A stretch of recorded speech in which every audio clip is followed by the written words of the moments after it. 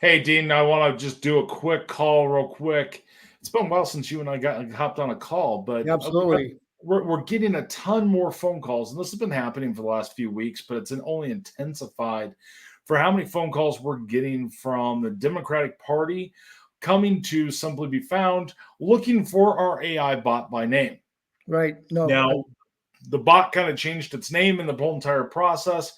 I've went in, I've changed it. Now, this is not a bot that's out to the live public right now. This is something I'm testing in the background for Simply Be Found to be able to release out in the future and to make our stuff smarter. But the Democratic Party keeps calling, asking for it, and acting like it's a real true voter. What, right. which makes me question on a data side. So, from a data science piece, makes me question about the integrity to our voting system. It makes me concerned that, and I'm not just picking on the Democratic Party, but that's the only one that's given the phone calls for this. How did they get that information? Was it one of our competitors that gave it over, or was it really the AI bot that got picked up like this? What's your opinion? What's your take? Well, I've been getting those same calls too. It's looking. Do you want me to throw out the name that it's using while we're here? Sure, might as well. So they're looking for a morphed individual. We had two people that work for us, and Two contractors. two contractors, and basically it morphed the names and called it Daryl Sanders. I mean, we've been taking calls for a while on this, and we just thought that we were being spoofed by somebody or something or whatever. Phone calls, emails. Exactly. We even had, I think you even told me that at one point somebody was canvassing and knocked on a physical door looking for Daryl, and they thought it was a real person. I really it's exciting, but it's concerning because of the way that we're gathering data and the way we're using AI to gather data, and then the human factors interpreting that this is a real person, and I'm concerned about it brings a huge concern to the piece. I mean, if I was to sit down and have a conversation with Elon Musk, I would ask the same questions of, his whole entire opus that's coming out. How do you control that data side? So ours is just information based. So we create systems. Most of our systems are created for helping business owners get themselves found. Apparently, we made it to where this bot can get found somehow, or it just happened to be misinformation that was out there and a competitor that picked it up and decided to just sabotage us, because we've made a lot of people really angry with our software because we've made it a lot more simple for business owners to do things that they were paying good money for before. So right. My whole entire conspiracy brain totally kicks off when it comes to this about all the different possibilities. And my biggest concern is if a system like that, if their AI doesn't pick up that person doesn't exist and is not a real voter, what does this really mean? And what does this mean when everybody goes to the polls to be able to do it? I mean, I have no idea. That's way above and beyond my pay grade. And the problem is, though, is the AI is such a great tool for doing data analysis and grabbing, so whatever these data points that it's grabbing are aligning to make it look like it's not, that it's a real person. And that's my concern. I think that there's enough safeguards in the voting system, but it concerns I'm sure there is. I don't think they'd actually be able to get there, but I mean, it's one of those things to where we've gotten calls from multiple states for this thing. And I mean, we just took one for Albuquerque, and that's when we decided we're going to contact some news outlets because it's like, this is just bizarre. Right. Well, we've had them from Philadelphia to Minnesota to Texas, Colorado even, And so, what prompted this? It's been going on for a couple of weeks now. I said a month. Yeah, I would probably agree with you. And I thought it was just somebody, like I said, spoofing us or trying to get, to consume our time. But then we looked and we said, oh no, it looks like it's our technology that's doing this. Well, I had that beta bot. I went and I asked it, what do you think your name is? And it thought its name was Daryl Sanders. That's what creeped me out. Right. So, and you were telling me that, and I know that you work closer with our engineering group on this, and that's what's really got me a little bit nervous about the whole thing, but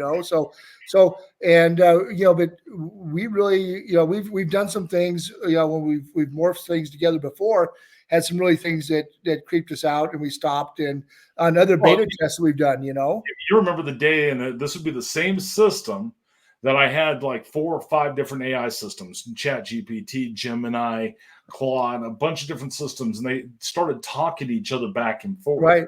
And when I created the system to be able to do it, and it started having those conversations, it entered a world that I was like, I'm going to calm me down. I'm going to take this out because it's just too weird for me. When they start basically talking almost their own language back. Well, actually, I saw some of the binary. Yeah, it was binary. We looked at that. We went, oh, this is not where we want to go. It really. Our entire system is to be able to take business data, business name, phone number, address, all the details, convert it into advertising to help a business owner or a business get found more online, or to be able to improve their AI.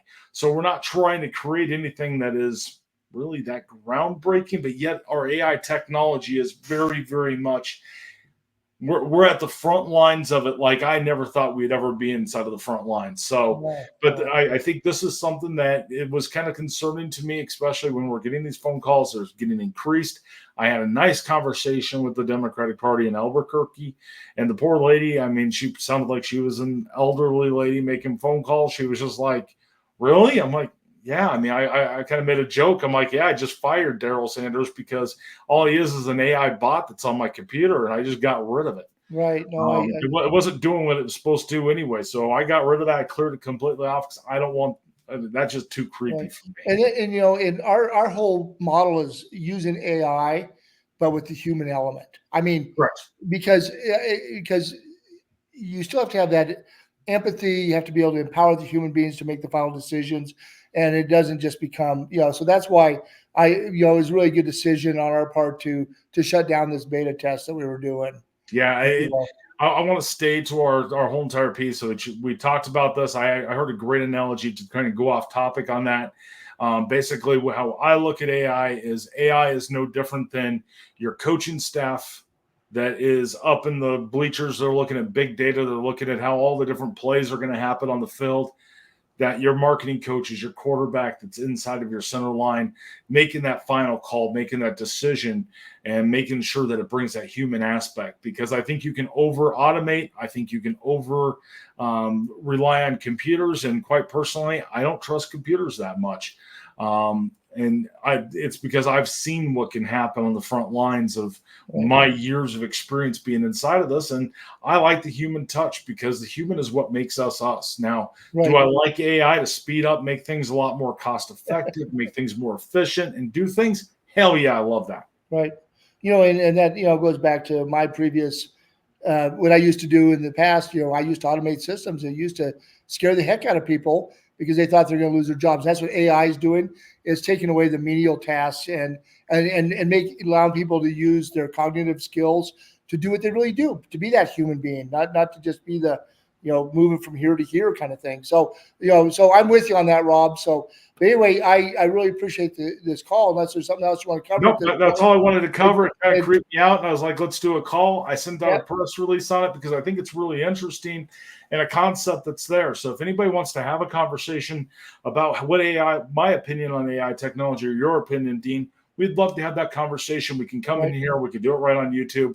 We can come to you to being part of your podcast on this. But I think it's a really interesting concept, and that passed my level of it's our comfort level. My comfort level. That's what I was looking for. My mind just went totally blank. Yeah.